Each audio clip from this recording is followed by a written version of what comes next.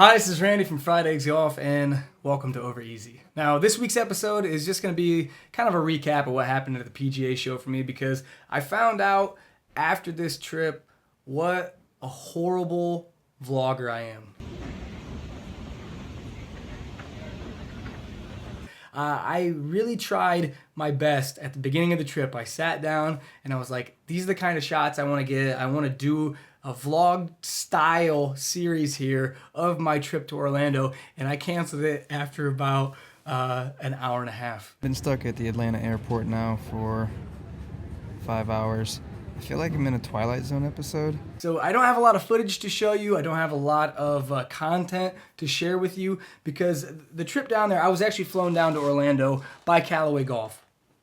They took me down there, and this is the second time doing it, and it was really just about helping them create content and being a part of the show with Callaway. And this was completely different from how the last year's show worked. Last year, they brought Quentin and I both down, and they kind of gave us a camera, and they were like, hey, just do some funny, goofy stuff, that's my wheelhouse. That's what I do. And that was very comfortable for me, because I had 100% control of what was going to happen, and I had control of the questions we were going to ask and the way we were going to shape and mold the content. Where this year, it was just like stand in front of the camera, turn it on, and let's just go with it, which is outside the realm for me as far as being able to control anything. So I felt very awkward and very uncomfortable. So I apologize for anyone who watched the Facebook Lives and were like, that dude looks like he's drooling. So the way it was different this year is when I showed up, they actually gave me an itinerary as far as what the plan was for the day, which is very strange to me, because I'm a wake up and let the moments happen kind of guy. Lazy. They had this checklist of, you show up here for rehearsals at this time, then we go live at this time, and I was just like, oh my gosh, this is all happening too fast. Just to explain to you a little bit of how it goes on, they give you an earpiece, and the producer is talking to you through the earpiece. So while you're talking into camera, or talking to your co-host, or talking to a guest, they're talking in your ear about what to do next, or what questions to ask. So it's like, I'm having like 4 conversations at once, where it's like I struggle to talk to my wife just one-on-one without like zoning out. So this was a real struggle for me. Now, I know a question that I'm going to get frequently, at least a couple of them. The first one being, Randy, how was the golf show? Was it fun? The golf show is hard to explain. Metaphorically, it's like junior, senior prom. Now, those of you who don't have junior, senior prom, it's basically where a bunch of 17, 18-year-old kids dress up formally in tuxedos and nice dresses, and they go to a dance, and it's really just an opportunity to kind of dress up nice, borrow your parents' car for the evening, go out for a fancy dinner. That's all on them, just so they can get a couple pictures of you looking like civilized human beings. That being said, everyone who's at the prom is just like, ugh, prom sucks. Woohoo, junior, senior prom, this is the best. My gymnasium's dressed up like a, Caribbean cruise ship. That's not the best part of it. The best part of junior, senior prom is the after party. PGA Show is really no different. The show itself is just like an opportunity for these manufacturers to dress up their booths like a prom, and just everybody dresses real nice, and they get to showcase their product and kind of show off what they have, coming for the upcoming years. This doesn't excite me, because I'm more of a t-shirt guy, and I've already seen the majority of the product that's there. So for me, the golf show itself is not the interesting part. It's the events that happen after the golf show. It's when everyone clocks out, they take off their suit and their tie, and they let their hair down, and that's when you get to really meet the people that drive this industry, because they're super cool, they're super chill, and they love to hang out and just talk about golf, and they're really passionate about their work. Now, the second thing I know I'm going to get asked about is why I didn't make any content with Rick or Peter. And I'm going to tell you right now, it was 100% on me. I went into this thing with the whole laissez-faire attitude. I just went down here thinking I'm going to go on a vacation, kick my feet up, have a great time, have some laughs. And that's exactly what I did. I had a blast down there. It was fun. But I didn't really take it that seriously as far as like content and as far as work. It was just an opportunity for me to get away and just kind of enjoy myself. And I'm glad I did, because I had a great time. Looking at it from the flip side though, Rick and Peter don't go down here to just goof off. They have an idea in mind as far as they have meetings with manufacturers, and the idea is to meet with these manufacturers and come up with ideas and content for the upcoming year so they can help grow and make their channel into a success.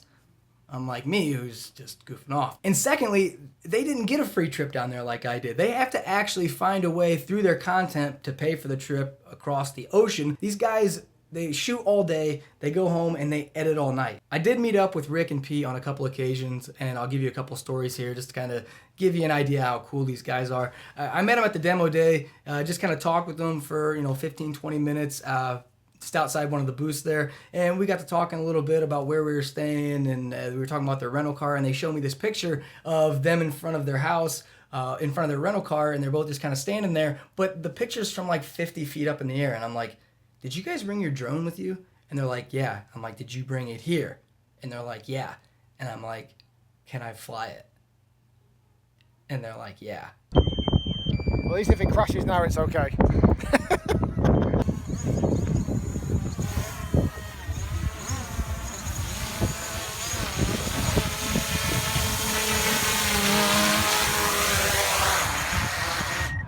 Magic. You guys get the best toys. Welcome home, Big Bird. That's just the kind of guys they are. They're the kind of guys that you meet, like, this is the second time I've ever met them in my life, and they're just like, hey, fly our $1,000 drone around, that you've never flown before. And it was a cool experience. So we kind of talked a little bit, and we ended up meeting up the next day, and Rick is like, hey, would you want to play Bay Hill? And I was like, yeah, I would love to play Bay Hill. And he tentatively invited me over there, warning me that he was invited by, a member, and they had one spot available, but he wasn't quite sure if it was going to be the case where I could play or not. But, I had some work to do with Callaway, so I went over and I did that, and I messaged him back, and I was like, I'm on my way to Bay Hill, because it was only like 10 minutes away. And as I got to Bay Hill, I message him again. I don't get a response. And finally, he's like, sorry, man. We found a fourth. And I'm like, that's fine, but I'm sitting in the parking lot. And he's like, dude, come on out. So I went to the clubhouse, and I asked one of the staff to shuttle me out to the 13th hole, I think it was. But Rick and his friend Sam, and then the two members were the four playing. Peter was just doing some video work. And Rick's like to the members, hey, do you mind if, Randy comes out and watches us? And they're like, no, totally cool. So I got to ride in the car around Bay Hill, which is absolutely beautiful. I mean, it was a bummer I didn't get to play, but I was just happy to be out and about and around the course because I had never been down there before, and it was amazing. And the coolest part afterwards, one of the members invited us down into the member locker room where it was one of the coolest places. It was just like almost gave me goosebumps to be in there because there's pictures on the wall of Arnold Palmer sitting in the chairs that we're sitting in, around the tables that we're sitting around. And it was just kind of one of those moments, one of those golf nerd moments where it felt like I was in like a holy place. And it was truly one of the best experiences of the entire trip. But the biggest disappointment for me in the entire show, and I wish so much that I just would have had my equipment on me, was the night after demo day, I went back down to the Callaway booth to do a podcast, and I didn't take any of my recording equipment with me. And as I finished up the podcast, there's a guy setting up the GC2 launch monitor, and they're hitting some shots over there. So I kind of walk over that way, and I start to hit some shots with him. And just in passing conversation, the guy's like, have you played the new zombie game yet? And I'm like, what?